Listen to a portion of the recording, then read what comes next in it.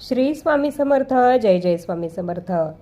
सध्या शारदीय नवरात्र हे सुरू आहे आणि शारदीय नवरात्रातला अत्यंत महत्त्वाचा दिवस आहे तो म्हणजे ललिता पंचमीचा.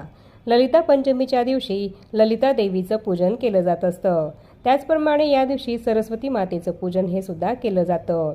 ललिता पंचमीच्या दिवशी आपल्याला अखंड लक्ष्मी ही प्राप्ती व्हावी, तसंच आपल्यावर जर कर्ज असेल तर त्या कर्जातून आपली मुक्ती व्हावी यासाठी अत्यंत प्रभावी उपाय हा केला जात असतो. तर हा उपाय करण्यासाठी ललिता पंचमीच्या दिवशी आपल्याला तुळशीला ही एक वस्तू अर्पण करायची आहे. ही वस्तू तुळशीला ललिता पंचमीच्या दिवशी अर्पण केल्यामुळे आपले 7 पिढ्यांचे दारिद्र्य हे नष्ट होते, आपले कर्ज हे सुद्धा सुटते. तर हा उपाय आपल्याला कसा करायचा आहे याबद्दलची माहिती देणारा व्हिडिओ चॅनलवर मी तुमच्याशी शेअर केलेला आहे. तर तुम्ही तो व्हिडिओ बघण्यासाठी खाली दिलेल्या त्रिकोणावर क्लिक करा आणि व्हिडिओ पूर्ण बघा.